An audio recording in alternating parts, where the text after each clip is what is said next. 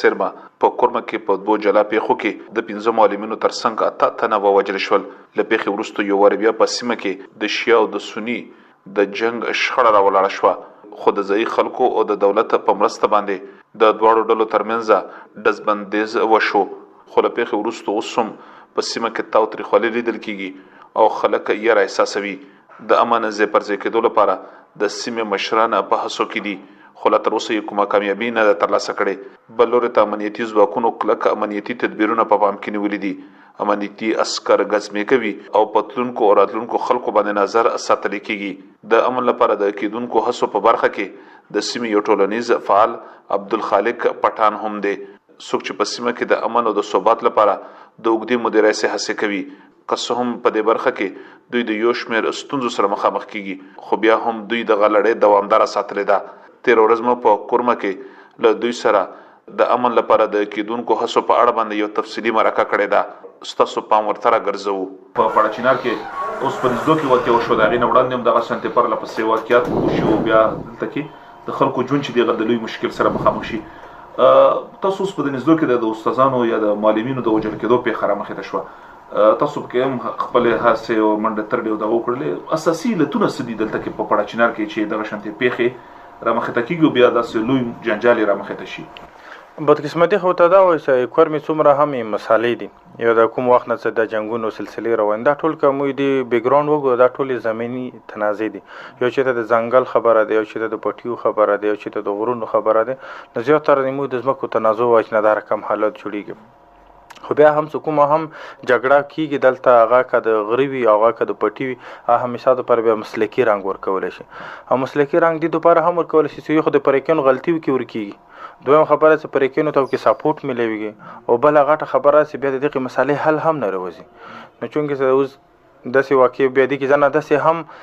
کور وشي چې هغه د دغې علاقې سره یا د دغې خبرې سره تعلق نه لري، لکه د استادانو مړ کول په سکولونو کې یا د یو بېګناه کس مړ کول په لیاره کې، دا خو د دغو خبرو مطلب ده د دوی سره تعلق هم نه لري. یو استاد که سکول ته ځي هغه به مرچې ته نه وي لاړه به بچیو ته سبق ته خلي، خو د بده مرغه بیا د دغو واقعو نه بیا دا رقم واقع هم وجود خلي.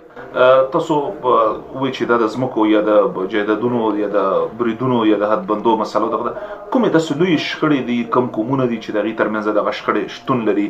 کورمې په هغه کې خټول نه غټې دا 4 واقع ډېرې غټې دي چې دا حل نه دی، دا 30 سال 40 سال نه دا روانې چې هغه کې یو د بلشخیل تنازع دی، پیوړ ګېدو والا دی، هغه هم د ځمکې د ځنګل مسله دی،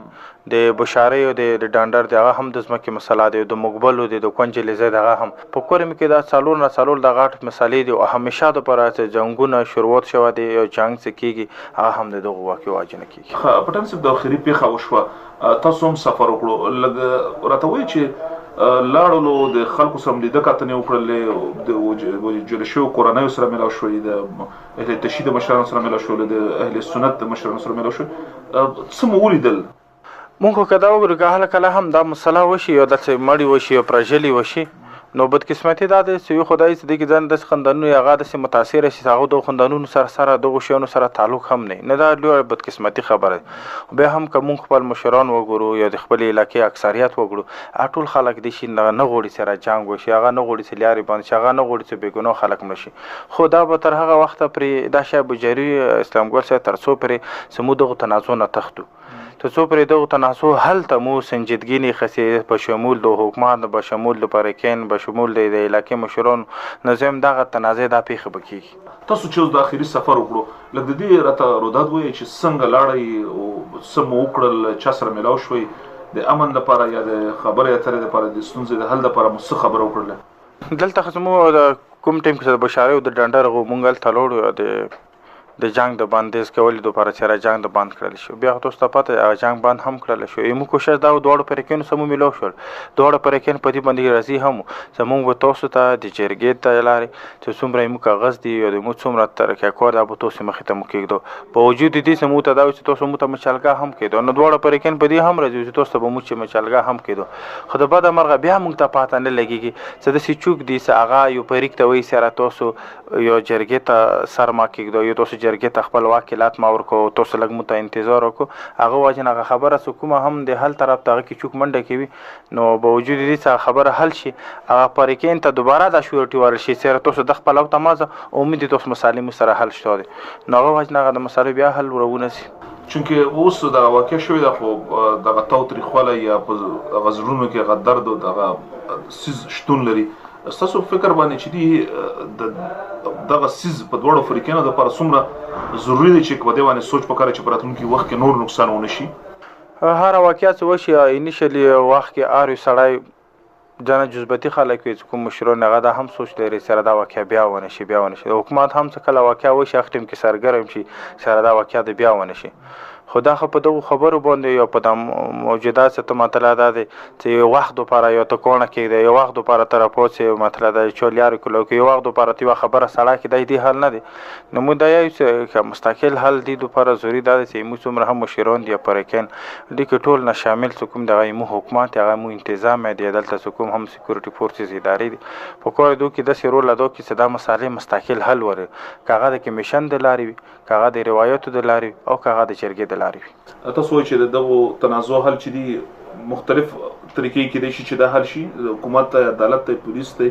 جرګې دي روایت دغه څه ده نو زين دا به د پریکونو هم خواهش وي په دې عدالت باندې کې تاسو موږ د داسې مسالې هم نه 40 سال نه په عدالت کې پراتی دي 60 سال نه رواني په وجود دي چې په عدالت کې دغه پیشي هم کېږي هغه په وجود پغه کې مړی هم کېږي پغه کې کترونه هم کېږي پغه کې توانونه هم کېږي نه کوي جرګه د حکومت د عدالت لري حل نه لري نه پښتونولي کې او په جرګې کې خداسي اپشن نشته چې هغه جرګه په لږ وخت کې هم او په صحیح طریقې سره هم انجام ته رسیدلی شي دلته چې داسې بدې واقعې او دغه کې د عادي خلکو ژوند چې دي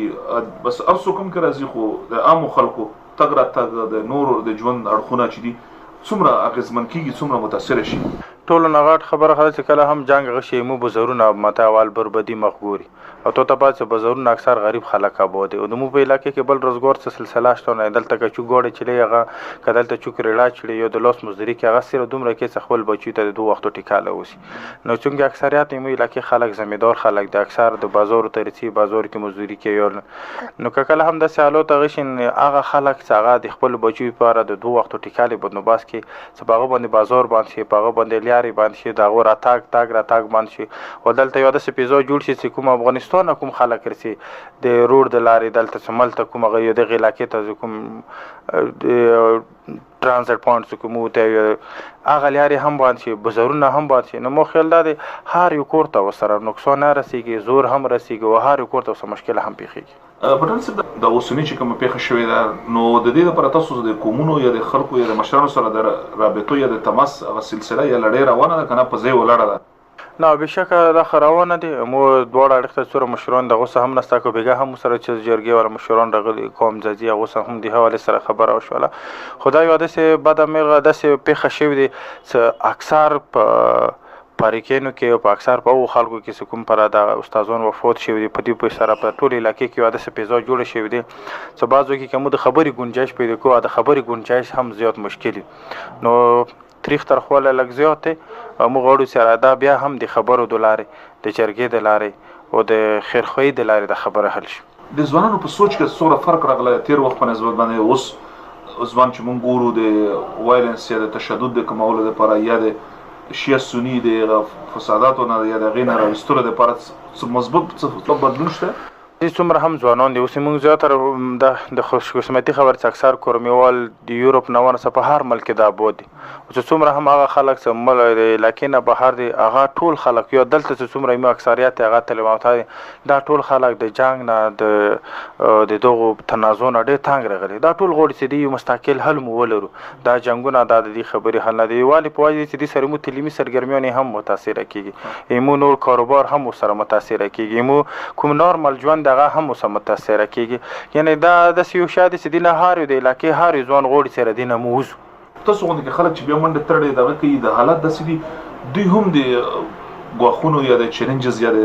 ډړاکو سره مخامخ کیږي تاسو هم د څه مسالې تکلیف شته بشکه لګنه او دا خو بغزت کله هم د سواکیا وشي په کې باوال هغه خلک ټارګټ کیږي چې کوم خلک د واقعو دروند لپاره کوشش کوي نو د کې دمکیونه هم رسي زیاړي کنزل هم رسي او کله کله سړی باندې پټوګونی هم لګي نو تاسو یره یا فشار مې احساسوي نه مو خو نه محسوسوو خو یو مو ملګري یو مو فیملي څخه خلک مو باندې خفګان لري اکثره خلک مو دپاره ډېر فکرمند دي سره دا تو دپاره ښه نه دی مو پلانیزو کې داسې په حیثیت یې زه یو کرم یو حاله زه خدای ځان دپاره یو فرض ګڼم زه که د فشار واخلم یا زه که یو ځنه تکلیف نه یو ځنه مصیبت دی وای نه سره دا مو ته څه مشکل زه ونه لاس واخلم یا زه ونه کناره کشي وکړم نه زه دا به د خپل علاقې سره د خپل علاقې خلکو سره یو ظلم وي سید پټان صاحب ډېره زیاته مننه تاسو ډېره مننه بریالی اوسئ دا عبدالخالق پټان څوک چې په کورمه کې د عمل لپاره د کیدونکو هڅو یو فعال غړی دی د اس بي اس رادیو لپاره اسلام ګل افریدي کورمه